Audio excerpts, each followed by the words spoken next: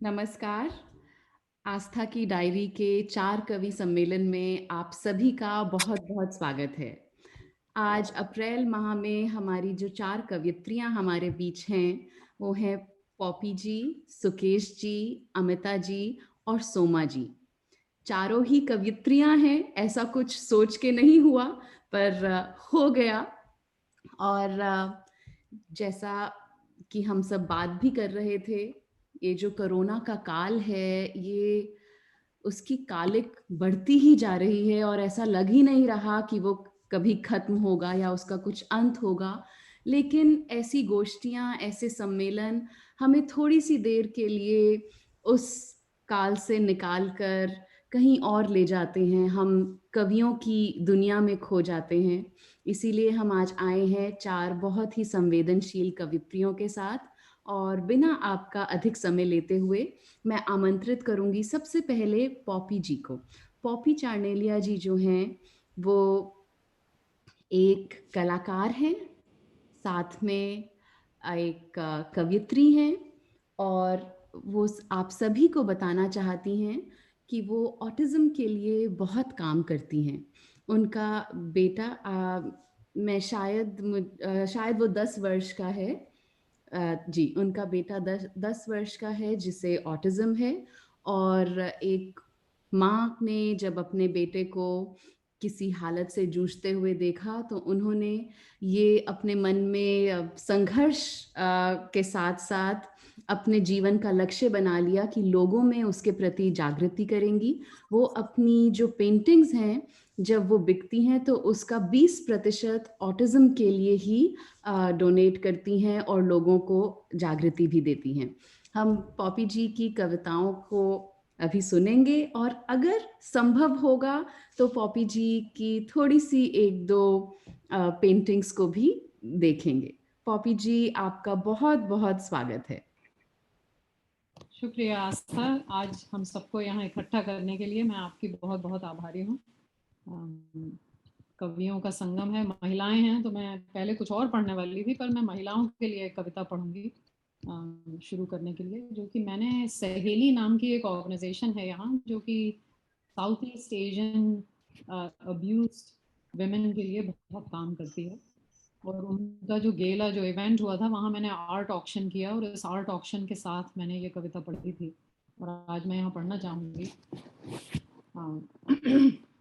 इसके साथ मैंने एक पेंटिंग बनाई थी जो कि इसी ऑक्शन में मैंने डोनेट करी थी। मैं ट्राई करूँगी कि मैं उसे शेयर कर सकूँ। देखिए, अगर it says host disabled attendee screen sharing. Aastha, आप मुझे इनेबल कर सकती हैं?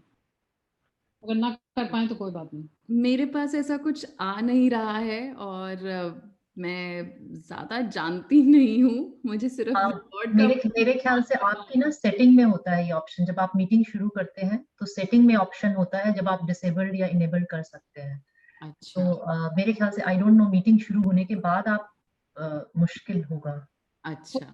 या कर सकते हैं शायद। तो कि अपनी कविता से उस पेंटिंग को दोबारा बना सकूं। ठीक। इस कविता का नाम, मैं अक्सर अपनी कविताओं का नाम नहीं रखती हूँ, सोच जैसे कि पेंटिंग्स एब्स्ट्रैक्ट बनाती हूँ, सोचती हूँ देखने वाले के मन में इसका नाम खुद आना चाहिए।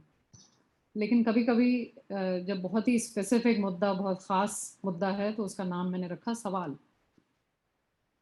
कमाल ये है कि कैसे करें स्त्री की रक्षा। कमाल ये है कि कैसे करें स्त्री की रक्षा, सन 2020 में भी सवाल ये है। कमाल ये है कि कैसे करें स्त्री की रक्षा, सन 2020 में भी सवाल ये है, क्यों अबला शब्द है अब भी शब्दकोश में। क्यों अबला शब्द है अब भी शब्दकोश में, क्यों निर्भया में भी, क्यों निर्भया में भी भय का इस्तेमाल है, क्यों निर्भया में भी भय का इस्तेमाल है, ये सवाल है, ये सवाल है। इसी शब्द के मारे हम सब यहाँ आए हैं, फिर उसी हजारों साल पुराने रावण और दुशासन का है दशहरा। फिर उसी हजारों साल पुराने रावण और दुशासन का है दशहरा। कमाल ये है कि ये साल काटे गए हैं, कमाल ये है कि ये सर हर साल काटे गए हैं और फिर नए उगाए हैं। कमाल ये है कि अब भी हरण जारी है। कमाल ये है कि अब भी हरण जारी है और बिल्कुल चुप कौशल्या, कैकई, मंदोदरी, कुंती और गांधारी है। बहुत अच्छा, बहुत अच्छा। कौशल्या, कैकई, मंदोदरी, कुंती और गांधारी हैं। वो अपनी सखी से कहती हैं, सखी रो मत, ये तो सदियों से होता आ रहा है। जागीर और औरत का शरीर, जागीर और औरत का शरीर दोनों पर उंगलियों के निशान हैं। वाह जागीर, वाह, बहुत अच्छे, बहुत अच्छे, बहुत अच्छे। दोनों पर उंगलियों के निशान हैं। पालनहार पति परमेश्वर हैं, हम तो महज इंसान हैं। हम तो महज इंसान। मैं न्याय की बात करती हूँ, मैं न्याय की बात करती हूँ तो लोग मुझे फेमिनिस्ट कहते हैं। की बात करती हूँ तो लोग मुझे फेमिनिस्ट कहते हैं देवी जी यूनाइटेड स्टेट्स में ये मूवमेंट अब पुराना हो गया। देवी जी यूनाइटेड स्टेट्स में ये मूवमेंट अब पुराना हो गया। जैसे इंसान को इंसान का दर्जा देना पुराना कॉन्सेप्ट, घिसी पिटी बात हो। जैसे इंसान को इंसान का दर्जा देना पुराना कॉन्सेप्ट, घिसी पिटी बात हो। जस्टिस आउट ऑफ फैशन हो, जस्टिस आउट ऑफ फैशन हो। पुराना वो बेहुदा शब्द इंसाफ हो, पुराना वो बेहुदा शब्द इंसाफ हो। इन लोगों से मेरा एक साधारण सा सवाल है, इन लोगों से जी। मेरा एक साधारण सा सवाल है कि आखिर इंसान का इंसान की ओर बदनियती से हाथ उठा ही क्यों? वाह आखिर वाह, इंसान बहुत अच्छे को। हाथ उठा ही क्यों? फेमिनिस्ट होने या ना होने का सवाल उठा ही क्यों? बहुत अच्छे। होने या ना होने का सवाल उठा ही क्यों? फेमिनिज्म का दौर पक गया। एक मी ही काफी होना चाहिए था, मी टू भी थक गया। फिर से बोलिए। फेमिनिज्म का दौर पक गया। एक मी ही काफी होना चाहिए था, साला मी टू भी थक गया। एक मी ही काफी होना चाहिए था, साला मी टू भी थक गया। फेमिनिज्म जैसे गाली हो गई, फेमिनिज्म जैसे गाली हो गई और पत्नी को बेघर करने वाले राम की दिवाली हो गई। वाह, क्या बात है, बहुत अच्छे, बहुत अच्छे, बहुत अच्छे, बहुत अच्छे। बहुत सशक्त पॉपी, बहुत सशक्त। बहुत बढ़िया जी। ये है कि सन 2020 में भी कैसे करें स्त्री की रक्षा, ये सवाल है। सवाल ये है, ये कमाल है। शुक्रिया। बहुत अच्छे, बहुत अच्छे पॉपी जी। शुक्रिया आस्था। आज मैं ये पढ़ने नहीं वाली थी, लेकिन पता नहीं क्यों मुझे ये नहीं, बहुत बहुत अच्छा जज। आप बहुत सशक्त कवियत्री हैं पॉपी, हमेशा से ही कहती हूँ मैं। और इसमें तो बहुत I think as a female हम सब बहुत रिलेट कर सकते हैं इस चीज से। और जो समझदार मेल है, जो समझते हैं, वो भी कर सकते हैं। बिल्कुल। दिक्कत की बात यह है सोमा कि यही बातें मेरी माँ ने मुझे समझाई थी, वही बातें मैं अपनी बेटी को समझा रही हूँ। कुछ नहीं बदला और कंट्री बदल गया है, हिंदुस्तान। मुझे इसी से रिलेटेड बात याद आती। मेरी बड़ी बहन कहा करती थी लड़कियों की स्थिति पे कि सेब चाकू के ऊपर गिरे या चाकू सेब के ऊपर, कटता सेब ही है। वही स्थिति है। तो देखिए, मैं बहुत ज्यादा इश्क मोहब्बत पे नहीं लिखती हूँ, लेकिन कभी मेरे मन में कुछ आ जाता है तो लिख देती हूँ। तो मैंने ये थोड़ा सा कटाक्ष करके लिखा है, छोटी सी गजल है, इसको सुने जी। जुनून इश्क में हम उनसे कुछ कहने को हों। वाह, जुनून इश्क में, बहुत अच्छे। हम उनसे कुछ कहने को हों और खुदा करे कि बीच में हमारा गुरूर आ जाए। ओहो, बहुत बढ़िया, बहुत बढ़िया, बहुत ही बढ़िया। गुरूर आ जाए, क्या बात है पापी जी, क्या। मोहब्बत का यूं हो इम्तिहान, मोहब्बत का यूं हो इम्तिहान कि हम तुझ में मसरूफ हों, हम तुझ में मसरूफ हों और तुझसे ज्यादा कोई हसीनो मशहूर आ जाए। अरे वाह, क्या चैलेंज है, क्या चुनौती है। वाह। और तुझसे ज्यादा कोई हसीन और मशहूर आ जाए। परखे इश्क तब हो, हम्म परखे इश्क तब हो जो हम तुझे बेऐब समझते रहें, हम्म हम तुझे बेऐब समझते रहें और क्या, सामने तेरा कोई कसूर आ जाए। अरे क्या बात है, क्या बात है, क्या बात है, बहुत बढ़िया। सामने तेरा, सामने तेरा कोई कसूर आ जाए, क्या बात, बहुत अच्छा। तो मैं हकीकत पे या रियलिटी पे खूब लिखती हूँ, हम्म, मुझे हकीकत दिखाई भी खूब है। हाँ, वो हमारी जिम्मेवारी भी है। बिल्कुल। जी। तो इस पे मैंने लिखा कि हंसी ख्वाबों में भी, हम्म, हंसी ख्वाबों में भी हम हकीकत की खबर रखते हैं, बहुत बढ़िया। हंसी ख्वाबों में भी हम हकीकत की खबर रखते हैं, वाह, जैसे हकीम दवा में हल्का सा जहर रखते हैं। क्या बात है, क्या बात है, फिर से बोलिए। जैसे, जैसे हकीम दवा में हल्का सा जहर रखते हैं। क्या बात, बहुत अच्छा। अब ये सुनिए, ये नज़में ये गजलें लिख सकें, हम्म में ये गजलें लिख सकें, जहन हकीकत से बेखबर रखते हैं। हम्म जहन हकीकत से बेखबर रखते हैं। वाह। फिर से पढ़िए। ये नज़में, ये तो ये पहला वाला जो था उसका एंटोनिम है, उसका उल्टा लिखा है। हाँ, मैं भी यही सोच रही थी। है ना? ये नज़में ये गजलें लिख सकें, हम्म का एक हिस्सा हकीकत से बेखबर रखते हैं। हम्म आसमां की छत पे बेखौफ उड़ते हैं, हम्म छत पे बेखौफ उड़ते हैं, ये है। एक पाँव जो जमी पे इस कदर रखते हैं। वाह, क्या क्या बात है। क्या बात है, बहुत अच्छा। हमारी, अब ये आप लोगों के लिए है, हम्म हमारी तरह शायर शौकी मिजाज कोई मिल जाए, हम्म हमारी तरह शायर शौकी मिजाज कोई मिल कोई जाए, मिल जाए। नींद में ये दामन दर दर रखते हैं। अरे हाँ। क्या बात है, क्या बात है, क्या बात है, बहुत अच्छा। दर दर रखते हैं। हम्म रोशनाई तो रंगरेज को दे आए हैं, हम्म, रोशनाई तो जो रंग, अंग्रेज को दे आए हैं। कलम में खंजर रखते हैं, हाँ, अरे क्या क्या बात, बात है। वाह वाह कलम में खंजर रखते हैं। वाह, बहुत अच्छा, बहुत अच्छा, बहुत बढ़िया। और गजल मैंने लिखी है, ये भी हकीकत से ही इसका ताल्लुक है।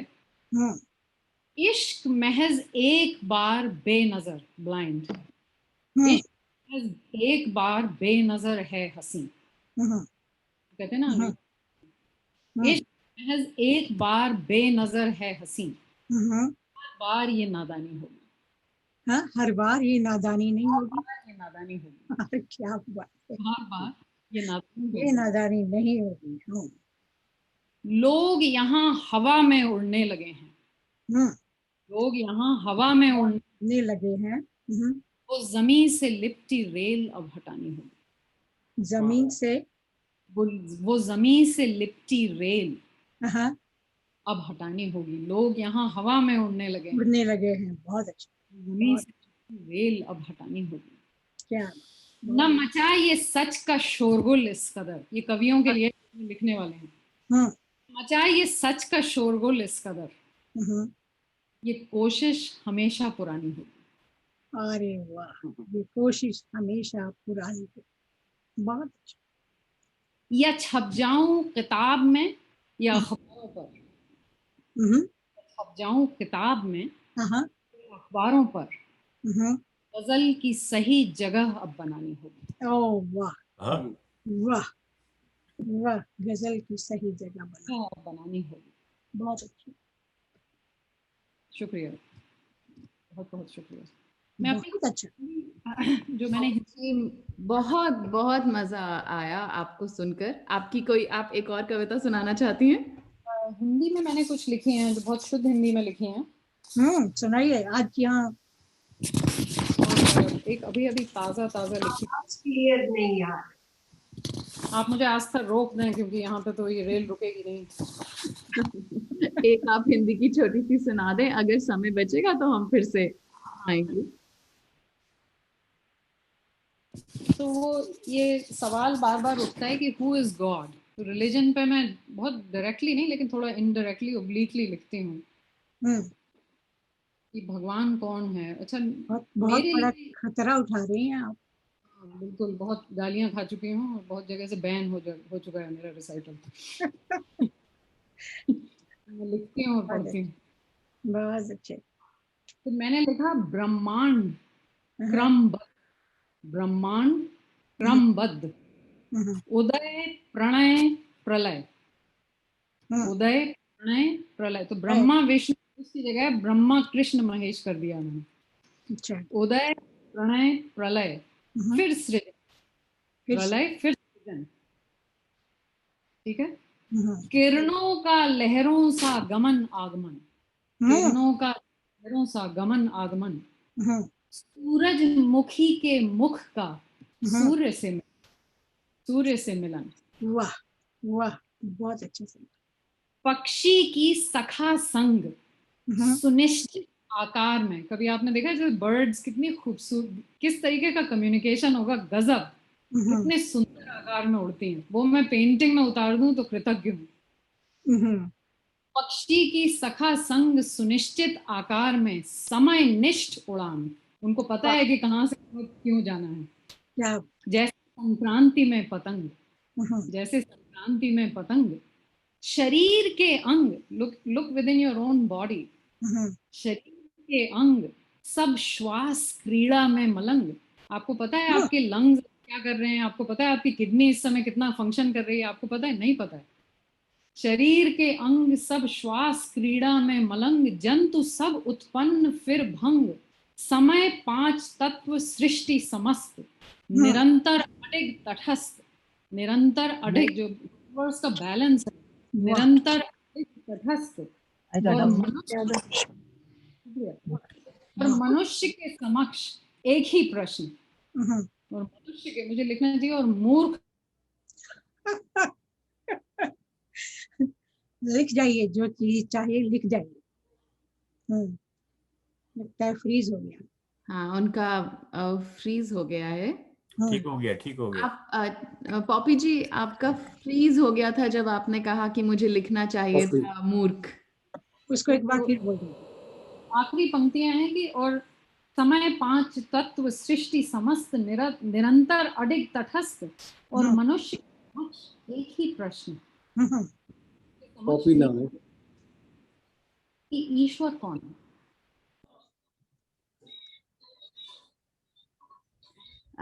मेरा सबसे अनुरोध है कि आप लोग अपने आप को म्यूट कर लें, क्योंकि हमें आपकी आवाज आ रही है। जी, ये ऐसा हो जाता है इस जूम की दुनिया में। कोई बात नहीं। जी, कविता बस इसी पे समाप्त होती है कि और मनुष्य के, ये सब पूरा सब कुछ बैलेंस में चल रहा है। इतना कितना ये मिरेकल है, चमत्कार है। और मनुष्य के समक्ष एक ही प्रश्न कि ईश्वर कौन है। वाह, बहुत सुंदर रचनाएं पॉपी जी। और हमारे बीच में धीरे धीरे कई हमारे श्रोता आ गए हैं जिनका मैं नाम लेना चाहूंगी, क्योंकि ये श्रोतागण ही हैं जो खुद भी बहुत बड़े कवि हैं सब, और हमें कृतार्थ करते रहते हैं। जिनमें से विशाखा ठाकर जी हैं हमारे साथ, राकेश खंडेलवाल जी हैं, पुष्पा दशोतर जी हैं, नरेंद्र टंडन जी हैं, धनंजय कुमार जी हैं, और अशोक बत्रा जी हैं। एक दो नाम मुझे दिख नहीं रहे हैं, पर मुझे ऐसा लग रहा है कि शायद मेरे माता पिता हरीश नवल और स्नेहसुधा नवल जी भी जुड़े हुए हैं। तो आप सभी का बहुत बहुत स्वागत है। हमने जिन्होंने भी पॉपी जी को जो नहीं सुन पाए, मैं आप सभी को बता दूं कि इसकी रिकॉर्डिंग में आप पॉपी जी की कविताएं ज़रूर सुनिएगा। बहुत ही अच्छी कविताएं, और क्योंकि ज्यादातर जो हमारे हर बार के श्रोतागण हैं वो हमारे वॉशिंगटन डीसी एरिया के लोग हैं जो हमसे जुड़ते हैं। ये वो वाला शायद मुझे बार बार मेरे पिता की आवाज आ रही है। आप अपने आप को म्यूट कर लें। जी शायद मेरी आवाज तो म्यूट है भाई। ठीक है। हाँ, तो हरीश नवल जी का भी स्वागत है। अब की बार हम दिन के समय में कर रहे हैं, तो दिल्ली से मेरे माता पिता भी जुड़े हैं। मुझे बहुत खुशी है इस बात की। पॉपी जी हमारे इस क्षेत्र के लिए एक नई कवयित्री हैं, पर उनकी कविताएं सुन के ऐसा बिल्कुल नहीं लगा कि वो कोई नई कवयित्री हैं। हमने उन्हें अभी पाया है, पर अब हम पा लिया है, अब हम इन्हें छोड़ेंगे नहीं।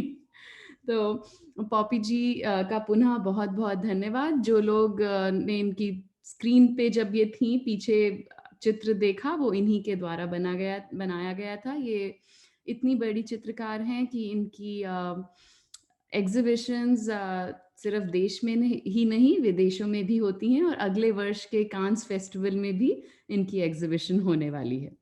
अब मैं हमारे बीच में उपस्थित मेरी अग्रज मेरी बहुत प्रिय सुकेश चोपड़ा जी को बुलाना चाहूंगी। सुकेश जी वो कवयित्री हैं जो कहती हैं कि मैं कवयित्री नहीं हूँ, पर कभी कभी यूं ही कलम चला लेती हूँ। और ये अंग्रेजी, हिंदी, उर्दू तीनों भाषाओं को बहुत अच्छे से जानती हैं और तीनों भाषाओं में लिखती हैं। और हमें अधिकांश ये हिंदी और उर्दू की ही कविताएं सुनाती हैं। इनके बारे में ये कहती तो हैं कि मैं कवि नहीं हूँ, पर ये कवि मन तो ज़रूर हैं। ये आजकल तो कोविड फैला हुआ है, लेकिन इन्होंने कभी बताया था, शायद इन्हें ना याद हो, कि जब इनके मन में कुछ आता है, भाव आते हैं, तो ये अपनी गाड़ी लेकर चली जाती हैं दूर शेनंडोआ वैली, और वहाँ पे कई घंटों बैठ के लिखती हैं या सोचती हैं। अब ये कवि नहीं है तो और क्या है, जो कहीं प्रकृति में बस खो जाना चाहती हैं। तो हम स्वागत करते हैं सुकेश चोपड़ा जी आपका, कि आप आएं और अपनी कविताएं सुनाएं। बहुत बहुत शुक्रिया आस्था जी। आपने मेरे बारे में बड़ी प्यारी प्यारी बातें की, बहुत बहुत शुक्रिया। ये वाकई ये सही बात है कि मैं गाड़ी लेके निकल जाती हूँ और प्रकृति मुझे प्रेरित करती है, मन में कुछ भाव आ जाते हैं। तो मैं हमेशा से मुझे ऐसे लगता है कि ये संसार क्या है। मैं हमेशा यही सोचती रहती हूँ कि हम इस किस जगह पर हम लोग हैं और इसका चलाने वाला है कौन। या हम ईश्वर कहते हैं या कुदरत है। तो बस मैं यही कुछ सोचती रहती हूँ। तो फिलहाल मैंने एक नई नज्म लिखी है, अभी कच्ची पक्की है, लेकिन आपसे शेयर कर सकती हूँ।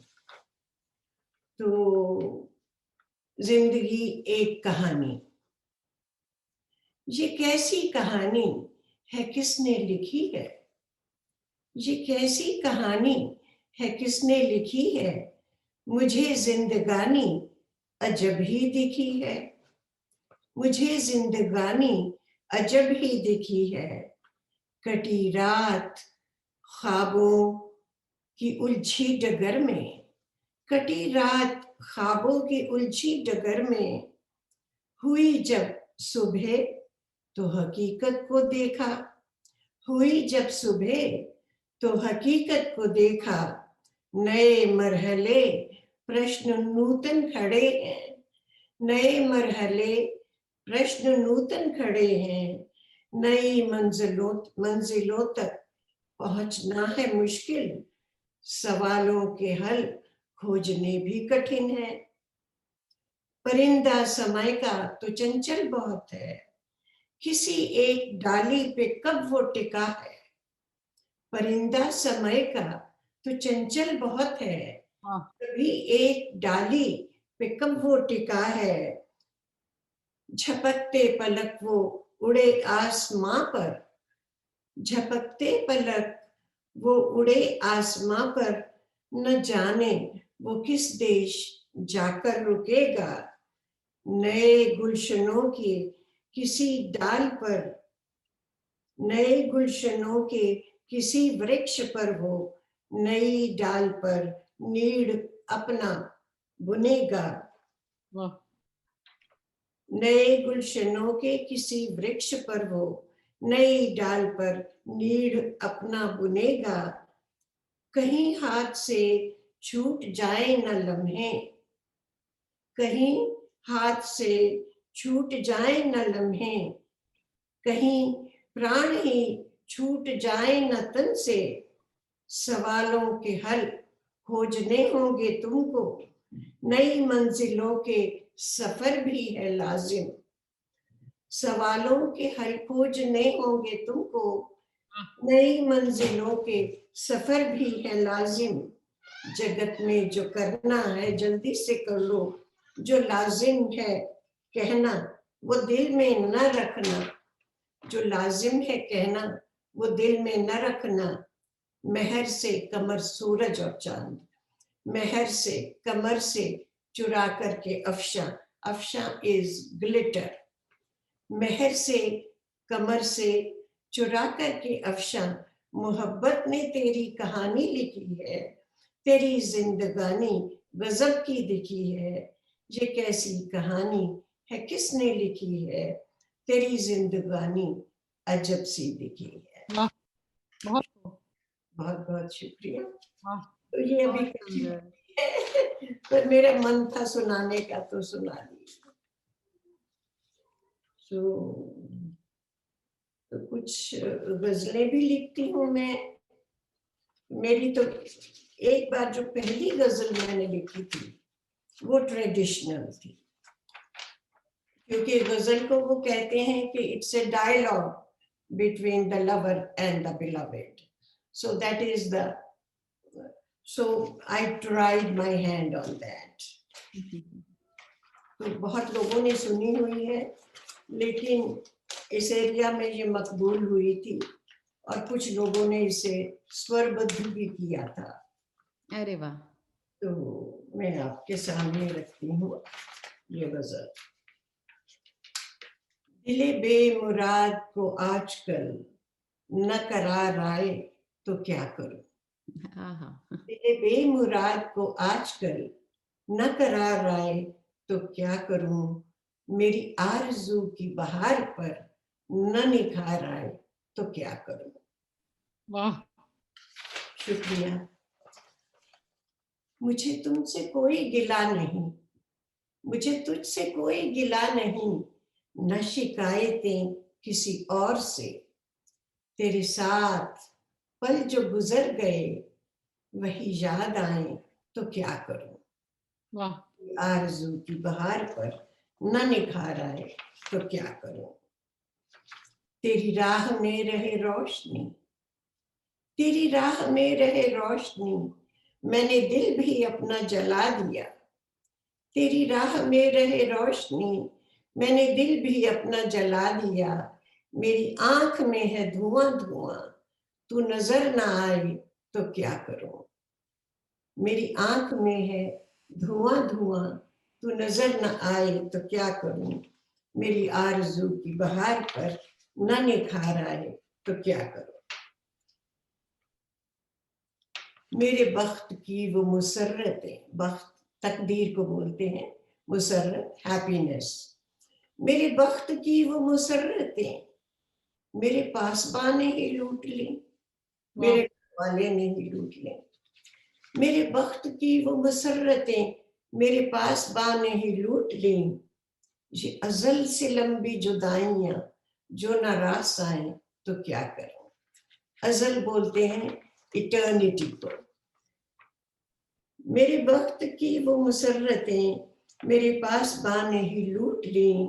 ये अजल से लंबी जुदाइयां जो न रास आए तो क्या करूं। आगे कहा है, यही रास्ते मेरी मंजिलें, मैं बहुत घूमती हूँ, यही रास्ते मेरी मंजिलें, यूं ही चलते रहना नसीब है, यही रास्ते मेरी मंजिलें, यूं ही चलते रहना नसीब है। तेरे घर के पास कभी रुके, वो डगर ना आए तो क्या करूं, मेरी आरज़ू वाह की वाह वाह, वाह न बहुत निभाऊं अच्छा। तो क्या करूं। और वाह मन का अर्ज है आखिर में, यीशु केशनी को खबर तो थी, यीशु केशनी को खबर तो थी, कभी रेत में न खिले कंवल, कभी रेत में न खिले कंवल, वो जो झील जिसमें खिलाती है, वो जो झील जिसमें खिलाती है, वो नजर न आए तो क्या करूं, वाह वाह मेरी वाह, आरज़ू की बहार पर न निखार आए तो क्या करूं, दिल वाह। को आजकल न करार आए तो क्या। वाह। सुकेश जी, ये विशाखा ठाकर जी थी जो बार बार वाह कर रही थी, और वो आपको मैसेज भी लिख रही हैं कि सुकेश जी बहुत बढ़िया। शुक्रिया शुक्रिया। जी। और आप कह रही हैं कि ये पुरानी गजल है। मैं कई मुशायरों में आपके साथ गई हूँ, पर मैंने पहली बार सुनी है ये। जी। आपका प्रोग्राम हुआ था बुक का, उसमें भी पढ़ी थी। अच्छा, तो पर मुझे तो ये नई सी लग रही है। मतलब आपको ये नहीं सोचना चाहिए, क्योंकि जब मैंने आपको फोन किया था तो आप कह रही थी ज्यादा नई नहीं है, तो मुझे तो ये नई ही लगी।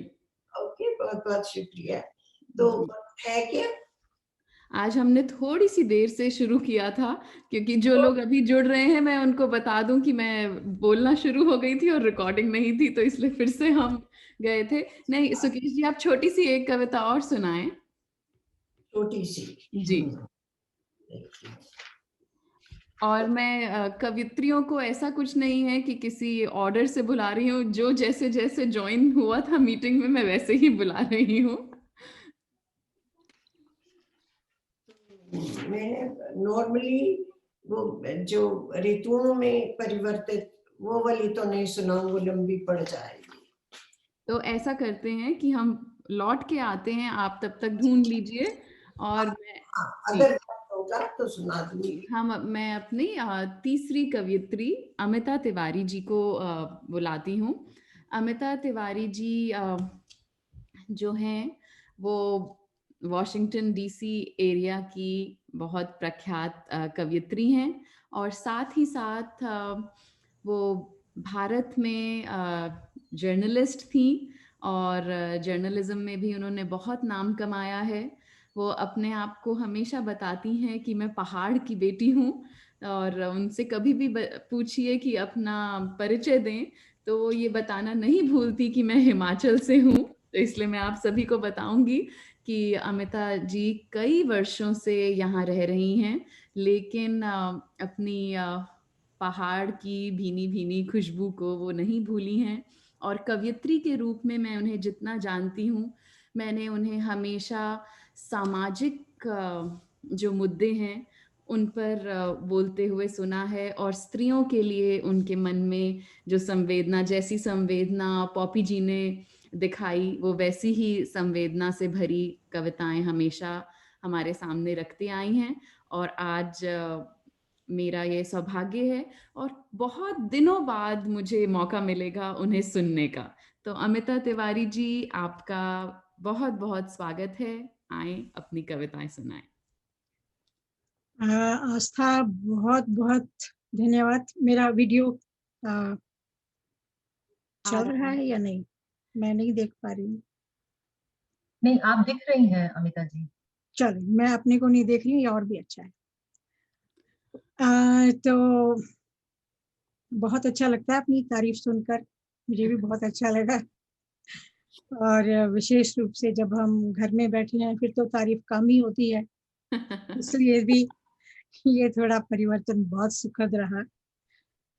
तो जैसे आस्था ने बताया कि मैं हिमाचल से हूँ, और हम बात कर रहे थे कि जो हमारा बचपन का परिवेश रहता है, जो जो कुछ हम बचपन में जीते हैं वो सारी उम्र साथ चलता है और वो बहुत सुखद भी लगता है। तो मुझे ये कहने में बहुत अच्छा लगता है कि मैं हिमाचल से हूँ और पहली कविता जो मैं सुनाने जा रही हूँ वो मेरे गांव की कविता है।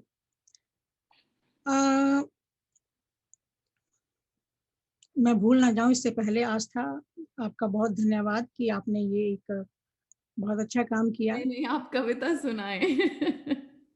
तो कविता है गांव के घर में। वास्तव में जो शहरी परिवेश के लोग हैं वो शायद इसको उनको थोड़ा अपरिचित लगे, लेकिन मैं कोशिश करती हूँ कि आपको गांव ले चलूं। तो कविता है गांव के घर में। मेरे गांव के घर में एक छोटा द्वार था। मेरे गांव के घर में एक छोटा द्वार था जिससे आ जाया करते थे पाहुने, नाते के, रिश्ते के, जाने अनजान, घर के, गांव के और मेहमान। मेरे घर के में एक छोटा द्वार था।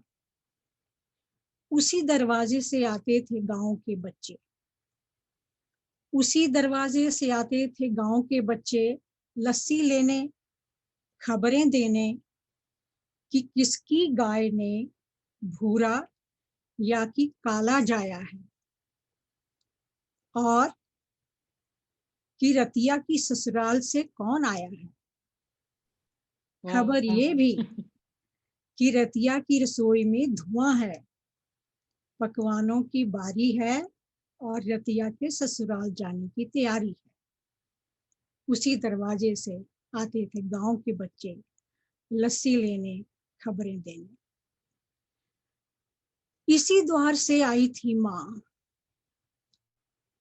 इसी द्वार से आई थी माँ नई दुल्हन बनकर, सज धज कर, सपने चुनकर। हल्दी लगी हथेली दीवार भर छापी थी, गज भर भर आंचल से देहरी नापी थी। इसी द्वार पर माँ ने मेहंदी रचे पाँव अनाज भरा कलसा पलटाया था, और गांव भर की सुहागिनों ने सुर से सुख सौभाग्य का लंबा गीत गाया था। छोटी सी माँ बड़े घर की बहू हो गई थी। छोटी सी माँ बड़े घर की बड़ी बहू हो गई थी। घर संसार बस गया था, माँ संपूर्ण हो गई थी। सूरज जागने से पहले किरण हो जाती थी माँ। सूरज जागने से पहले किरण हो जाती थी माँ। वाह, बहुत ही सुंदर। सूरज के सोते ही चिटखनी सी हो जाती थी माँ। उसके बाद घर बस दीवार हो जाता था। माँ ऊँघती रहती थी, पूरा घर सो जाता था। वाह, बहुत सुंदर। समय चलता रहा, रूप बदलता रहा, पर माँ माँ रही, नहीं बदली। द्वार भी ना बदला, दहलीज भी ना बदली। समय आया और फिर से वो दिन दोहराया। माँ ने फिर वैसा ही तोरण सजाया, शहनाई बजी, फिर से सोहर गाया, और इसी द्वार से किया बहू का गृह प्रवेश। इसी द्वार से किया बहू का गृह प्रवेश, माँ का और दहलीज का हासिल निवेश। हर दिन होती रही दहलीज रोली, हर दिन सजती रही छोटी रंगोली। दहलीज पर कभी कोई खड़ा ना होता, बाहर होता, भीतर होता, पर दहलीज पर कभी कोई खड़ा ना होता। ये एक गांव की मान्यता है, दहलीज पर पैर नहीं रखा जाता। तो दहलीज पर कभी कोई खड़ा ना होता, बाहर होता या भीतर होता। द्वार गर्वित रहा, दहलीज चर्चित रही। वाह वाह वाह। सब कुछ ऐसा ही चलता रहा, सब कुछ ऐसा ही चलता रहा। घर फलता रहा, घर पलता रहा। एक दिन वह आ गया, कि सब कुछ वैसा रहा, बस माँ नहीं रही। माँ नहीं रही, द्वार दहलीज की जैसे दुनिया ही ना रही। द्वार ने देखा था माँ को डोली में आते, द्वार ने देखा माँ को कांधों पे जाते, बस माँ ने ही ना देखा द्वार को अश्रु बहाते। ओहो,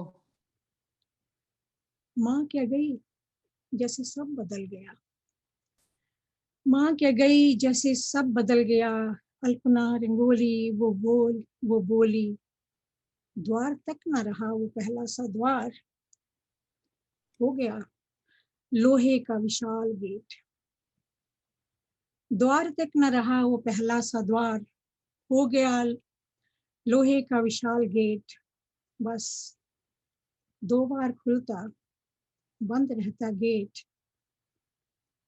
और अब उसके साथ बंधा रहता है एक नस्ली कुत्ता, बस दिन भर ऊँघता रहता है और खाली सड़क पर सूंघता रहता है। वाह, बहुत सुंदर अमिता जी। पता नहीं आप देख पा रही हैं या नहीं, जो आपकी आंखों के आंसू हैं वो हमारे सभी श्रोतागण की आंखों से भी बह रहे हैं। तो पॉपी जी, सुकेश जी, सोमा जी, विशाखा जी सभी बहुत भाव विभोर हो गए हैं। और शायद हमारे पास कमेंट्स भी आ रहे हैं कि मर्म स्पर्शी, हरीश नवल जी कह रहे हैं कि मर्म स्पर्शी कविता। वाकई माँ का जाना सब कुछ चले जाने के बराबर होता है। पर अमिता जी आप अपनी दूसरी कविता सुनाएं। चलिए, गांव का और ये वातावरण बदलते हैं। पॉपी जी ने कविता सुनाई थी सवाल, तो मैं उसका छोटा सा जवाब लेकर अपनी कविता शुरू करती हूँ। और कविता है एक तृण। इसकी छोटी सी जो पृष्ठभूमि है वो ये है कि जब मैंने पहली बार रामचरितमानस को देखा, जाना, समझा, तो मेरे मन में कई बार एक सवाल आया कि जब रावण पंचवटी में आया था तो सीता का अपहरण किया, तो सीता को उठाकर अपने उसमें विमान में रखकर वो ले गया, और जब लंका में पहुंच गया तो वहां पर अशोक वाटिका में रखा गया। तो रावण का अपना देश था, कोई रोकने वाला नहीं था। फिर भी वो जब सीता जी के पास जाता तो सीता जी एक तिनका उठा लेती थी, वो अपने हाथ में तिनका उठाती थी और रावण डर जाता था। सीता कहती थी कि ये तिनका तुम्हें भस्म कर देगा, ये मेरे पूरे अस्तित्व का, मेरे पतिव्रता धर्म का, मेरे सारी जो मेरे अंदर जो बल है उसका ये सारे का ये प्रतीक है। तो मुझे लगा कि उस तृण में क्या बात है, तो मेरी कविता उसी तृण के लिए है, उस तिनके के प्रति। हाँ, कविता है कि सीता के सत के रखवाले तृण, तू केवल अशोक वाटिका में क्यों उगा। वाह वाह, गजब। सीता के सत के रखवाले तृण, तू केवल अशोक वाटिका में क्यों उगा, और जनक दुलारी जानकी, दशरथ कुलशीला, नहीं तुमसे भी कोई शिकवा या गिला, कि मात्र एक तृण से सुरक्षित रह गई। जनक दुलारी जानकी, दशरथ कुलशीला, नहीं तुमसे भी कोई शिकवा या गिला, कि मात्र एक तृण से सुरक्षित रह गई। ये तृण तुम्हारा एकमात्र ढाल, भला कैसे कर पाया इतना कमाल। ये तृण तुम्हारा एकमात्र ढाल, कैसे कर पाया इतना कमाल, कि स्वयंभू त्रिपति राम, अशेष लक्ष्मण से भ्राता, देव रक्षित पंचवटी, और वीर जटायु से ज्ञाता, कोई भी सीता तुम्हें रावण से बचा नहीं पाए। स्वयंभू त्रिपति राम, अशेष लक्ष्मण से भ्राता, देव रक्षित पंचवटी वीर जटायु से ज्ञाता, कोई भी सीता तुम्हें रावण से बचा नहीं पाए, और वही काम इस तिनके ने कर दिखाए। वाह, गजब, वाह। तो ये तृण तुम्हारा एकमात्र ढाल, भला कैसे कर पाया इतना कमाल। ये तिनका नहीं मंत्र रक्षित, नहीं देव प्रेषित, चिर प्रतीक्षित वरदान नहीं, तंत्र मंत्र अभियान नहीं, पूर्व जन्म कर्म फल परिणाम नहीं, फिर भी ये तृण तुम्हारा एकमात्र ढाल, कैसे कर पाया इतना कमाल। वाह, वाह। शायद इसलिए पॉपी जी, आपके लिए, शायद इसलिए कि सीता जब तक राम और लक्ष्मणों के सहारे रहती जाती है, वाह, सीता जब तक राम और लक्ष्मणों के सहारे रहती जाती है, वो किसी ना किसी रावण के द्वारा हर ली जाती है। वाह, सीता जब तक राम लक्ष्मण के सहारे रहती जाती है, वो किसी ना किसी रावण के द्वारा हर ली जाती है।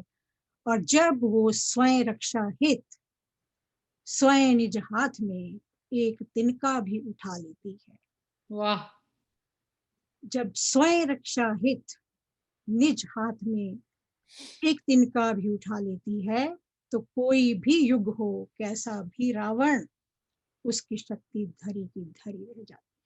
गजब, बहुत बढ़िया, वाह, उसकी शक्ति धरी की धरी रह जाती है। वाह, वाह, वाह, बहुत बढ़िया।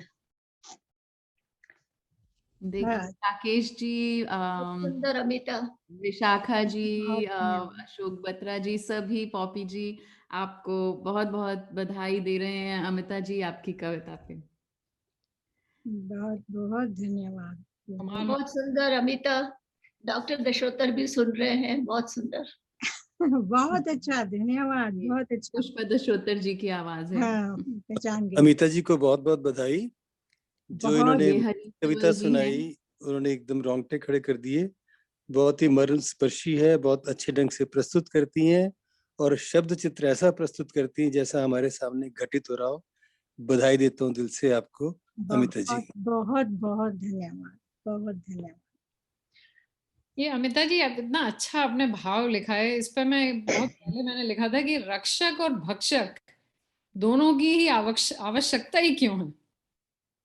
मेरे हिसाब से दोनों एक ही कैटेगरी में, एक रक्षा कर रहा है, एक एक मार रहा है, एक बचा रहा है, एक मार रहा है, एक बचा रहा है। This cycle has to stop. और दूसरा पॉपी, आई थिंक आप रिलेट कर सकते हो उस बात से जो इन्होंने बात बोली कि जब तक आपने अपनी इस कविता में एक लाइन बोली थी ना कि सब तरफ सब चुप थे, कौन कौन, तो सारी फीमेल्स के नाम थे। तो जो अमिता जी कह रही है असल में सही जवाब है कि अगर फीमेल्स खुद को प्रोटेक्ट कर लें, यू डोंट नीड एनीवन। मतलब पहली बात तो फर्स्ट ऑफ ऑल प्रोटेक्ट करने की जरूरत ही क्या है। हाँ, अपने लिए कुछ प्रयास स्वयं करें तो शायद तभी सब बदल सकता है। जैसे पॉपी जी आप कर ही रहे हैं, कितना बड़ा काम कर रहे हैं। तो आस्था, अभी बोलिए क्या हुक्म है आगे। अब मैं हमारी जो चौथी कवयित्री हैं उनको पहले आमंत्रित करती हूँ। और ऐसा लग रहा है आज कि सभी को सुनने का मन ही किए जा रहा है, तो हम ऐसा करेंगे कि अगर समय रहा कवयित्रियों के पास भी तो हम एक राउंड और कर लेंगे। पर अभी मैं सोमा व्यास जी को बुलाना चाहूंगी। सोमा व्यास जी न्यू जर्सी में रहती हैं, स्कूल में हिंदी पढ़ाती हैं, और जो खास बात है वो हिंदी का पॉडकास्ट कहानियां सोमू या सोनू सोनू की डायरी के नाम से हिंदी कहानियों का पॉडकास्ट भी चलाती हैं। और कहती हैं कि मैं कविता के क्षेत्र में बहुत नई हूँ। मेरे लिए, मैं इनके परिचय में ये मेरे लिए बहुत नई है, लेकिन इन्होंने अपना, जब मेरा इनसे संपर्क हुआ तो बताया कि जब इन्होंने पहली कविता अपनी सुनाई थी किसी गोष्ठी में, तो मेरे पिता डॉक्टर हरीश नवल वहाँ पे थे, अनूप जी के घर में शायद। तो इसलिए भी मेरा एक इनसे अलग सा रिश्ता जुड़ गया।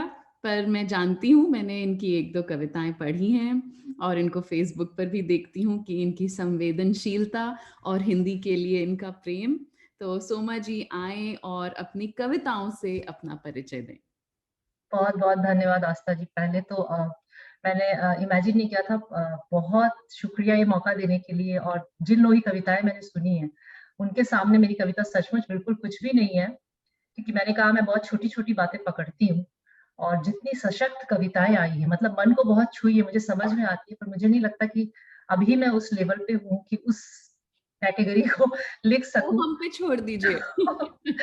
तो आपने सही कहा। आपके पिताजी हरीश नवल जी से मेरा मिलना हुआ था, अनूप जी और रजनी जी के यहाँ। और इट्स वेरी इंटरेस्टिंग कि मैं अपने पति के साथ गई थी उनकी कविताएं जस्ट सुनने के लिए। और रजनी जी ने मुझे बोला कि तुम्हारी वो अच्छी लगी मुझे, एक बार गलती से मैंने शेयर करी थी उनके साथ। तो रजनी जी ने मुझे बिल्कुल स्पॉट पे खड़ा कर दिया। और फिर मेरी हालत और खराब हुई जब मुझे पता चला कि हरीश नवल जी क्रिटिकल एनालिसिस भी देने वाले हैं। तो आप सोच रहे हो हालत, एक बच्चा जिसको कुछ नहीं, चलना भी नहीं आता, और आपसे कहा जा रहा है कि आपको रेस करनी है। It's like that. तो मेरी ये पहली कविता थी जो मैं उनके सामने बोली थी। और अभी मुझे नहीं पता था कि वो हमें ज्वाइन करेंगे। बट हरीश जी नमस्ते। और वापस आपके क्रिटिकल एनालिसिस के लिए 1-2 और छोटी छोटी कविताएं हैं। तो मैं बहुत जैसा मैंने अपने परिचय में भी कहा, मैं बहुत मैं बहुत छोटी छोटी बातें पकड़ती हूँ जिंदगी की और छोटी सी कविता लिखती हूँ। तो शुरू होने से पहले ही खत्म हो जाती है। तो मेरे ख्याल से मुझे थोड़ा सा मौका मिल जाएगा।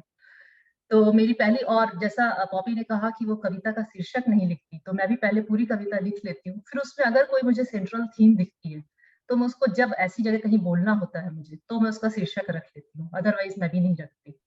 सो इसका शीर्षक है। बताना चाहूंगी क्योंकि हरीश नवल जी की बात हो रही है कि बहुत समय तक मैं 7 साल की वर्ष की आयु से कविता लिख रही हूँ। बहुत समय तक मैं कविता लिखती थी पर शीर्षक पापा ही देते थे। तो क्या पता आज आपकी भी कविताओं को कुछ शीर्षक मिल जाए। मतलब मैंने शीर्षक रखा है, मैं बाद में बताती हूँ, पहले हरीश जी को देने देते हैं। तो ये पहली कविता जो मैं उनके सामने पढ़ी थी वही आप सबके सामने एक बार फिर पढ़ रही हूँ।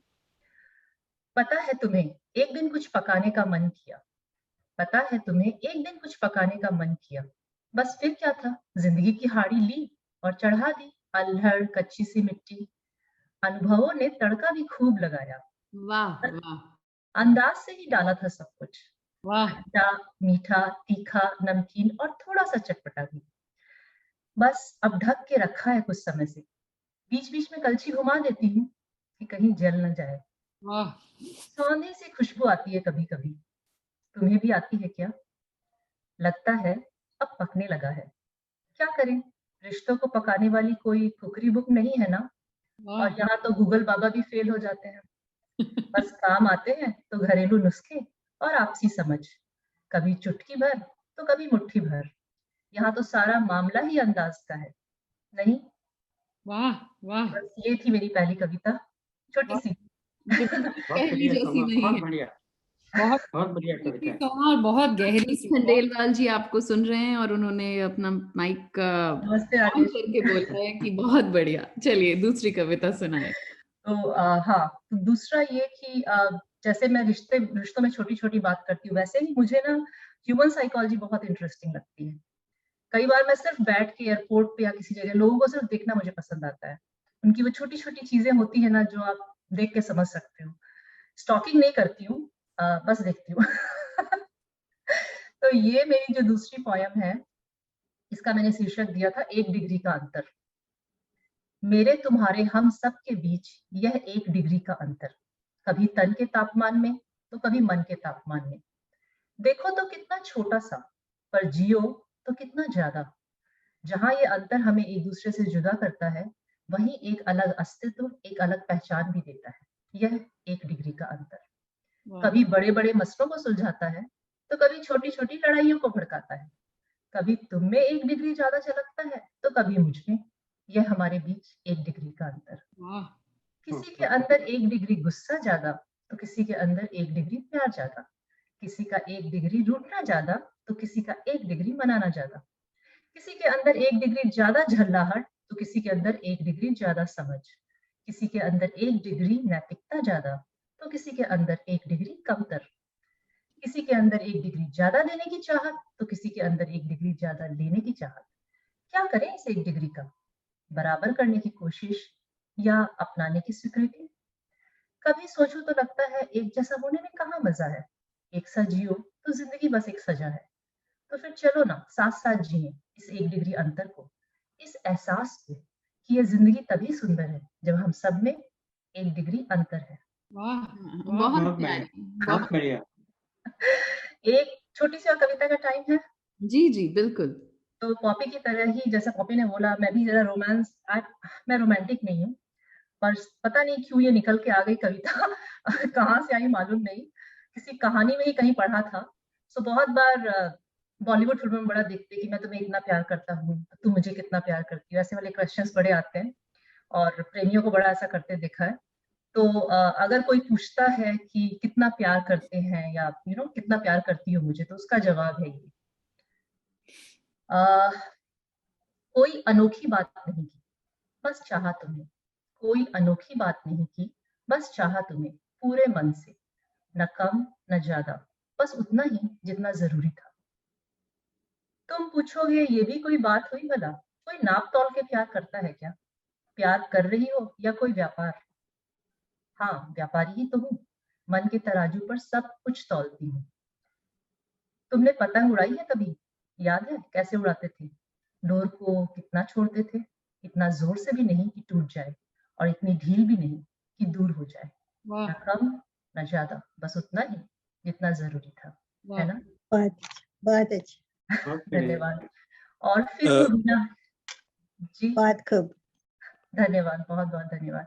और फिर वो वीणा के तार, कितना कसा था उसे, उतना ही जिससे टूट न जाए और इतना ढीला भी नहीं कि संगीत ही न बने, वाह, न ज्यादा, बस उतना ही जितना जरूरी था। बस ऐसे ही चाहा मैंने तुम्हें भी, पतंग की डोर और वीणा के तार की तरह, न कम न ज्यादा, बस उतना ही जितना जरूरी था। वाह, धन्यवाद। वाह, I can relate, Soma, I get it. Soma जी, बहुत प्यारी छोटी छोटी कविताएं। आप एक और कविता सुनाएं, क्योंकि आपकी कविताएं सच में जैसे आप कह रही थी छोटी छोटी ही हैं। ये बहुत छोटी है और इंटरेस्टिंगली ये भी ऐसे काइंड ऑफ लव की कैटेगरी में जा रही है। मैंने पता नहीं सोचा नहीं था, बट पॉपी मुझे बिल्कुल गलत, मेरी पर्सनालिटी को मत समझना है। आप जितना मर्जी कह लें कि आप रोमांटिक नहीं हैं, अगर आप कवि हैं तो वो आप रोमांटिक हुए बिना रह नहीं सकते। और सबसे ज्यादा बहुत अच्छी कविता थी। प्रेम कविताओं वाले राकेश जी यहाँ पे बैठे हैं, वो भी यही कहेंगे कि आप राकेश जी की कविताएं भाई, आप वो तो बिल्कुल सरस्वती बैठी है उनकी जुबान पे। अच्छा, ये भी एक अलग चीज है। सो ये है तन और मन के बीच का अंतर जो होता है। कभी सोचा है तुमने ये तन और मन भी कितने अजीब है ना, एक दूसरे में समाये पर एक दूसरे से कितने जुदा। जैसे एक सीप का ऊपरी आवरण हो तो दूसरा उसकी गहराइयों में छुपा मोती, जैसे एक शंख हो तो दूसरा उसकी गूंज। सच कितने अजीब है ना ये दोनों। जब तन से तन मिलता है तो पूरी दुनिया को खबर हो जाती है, पर जब मन से मन मिलता है तो किसी को कानो कान खबर नहीं होती। बस चुपचाप खामोशी से मन एक दूसरे के रंग में रंग जाता है। पर बड़ा ही अजीब है ये मिलन, बहुत सुंदर। पर बड़ा ही अजीब है ये मिलन। ना उन्हें दूरी का डर है और ना ही उम्र का खौफ, पर फिर भी हर किसी को तन के मिलन की जल्दी है। और मन, वो तो बस अपने मन का नवाब है, पूरा वक्त लेता है और फिर एक दिन किस कदर खामोशी से किसी और का हो जाता है पता ही नहीं चलता। वाह, वाह, धन्यवाद। बहुत बढ़िया, बहुत सुंदर, बस ये इतनी लिखी है अभी तक मैंने। बहुत ही अच्छी सोमा जी, हमें बहुत ही अच्छा लगा सुनकर। आज आप सभी ने, सबसे पहले तो जो हमारी 4 कवयित्रियां हमारे साथ रहीं, पॉपी जी, अमिता जी, सोमा जी और सुकेश जी, उनका हृदय से आभार। और जैसा कि मैंने कार्यक्रम के आरंभ में भी कहा था कि ये कोरोना काल के कारण हमारा जो मन है वो काफ़ी उदास है और आए दिन हमें कई ऐसी खबरें मिल रही हैं जो दिल को रुंधा रही हैं। पर ये कविताएं सुनकर 1 घंटा हमारा कहाँ गया मुझे बिल्कुल नहीं पता चला कि कब ये घड़ी ने 1 बजा दिया। लेकिन आप सब ने हमें अपने अपने तरह से कहीं कहीं और संवेदनाओं में आप ले गए, मुझे बहुत अच्छा लगा। और साथ ही जब हमने कार्यक्रम शुरू किया था तो हम 5 ही थे, सिर्फ 4 कवियत्रियां और मैं, पर धीरे धीरे हमारे साथ जो हमारे श्रोता जुड़े, जिनका मैं नाम पुनः लेना चाहूंगी। राकेश जी, आप हमेशा जुड़ते हैं और अपनी टिप्पणी भी देते हैं और बहुत मनोबल बढ़ाते हैं हमारा, बहुत बहुत धन्यवाद। विशाखा ठाकर जी जुड़ी हैं हमारे साथ और निरंतर वो चैट पर सारे कवियों को बधाई भी दे रही हैं। अशोक बत्रा जी, उनका जो वीडियो ऑन था तो वो कहीं ट्रैवल कर रहे हैं, कार में है, पर फिर भी हमारा कार्यक्रम सुन रहे हैं, उनका बहुत बहुत धन्यवाद। नरेंद्र टंडन जी, एक कार्यक्रम खत्म होते ही दूसरा उन्होंने हमें थोड़ी देर से ज्वाइन किया पर किया। पुष्पा दशोत्तर जी और उनके पति भी जुड़े हुए हैं। और रेखा मैत्रा जी अभी ही आई हैं क्योंकि उनकी कैलिफोर्निया में सुबह थी तो वो पहले नहीं जुड़ पाई। उन सभी श्रोतागणों का भी बहुत बहुत आभार जो हर बार हमारे साथ जुड़ते हैं। दिल्ली से भी 2 श्रोता है भाई। और जी जी, दिल्ली अपने माता पिता को नहीं भूलिए। जी, दिल्ली से स्नेह सुधा नवल और डॉक्टर हरीश नवल हमारे साथ जुड़े हुए हैं। उन दोनों की तो मैं हमेशा ही आभारी रहती हूँ, तो जितना भी आभार ज्ञापन करूं वो कम है। सभी श्रोतागणों का पुनः बहुत बहुत धन्यवाद।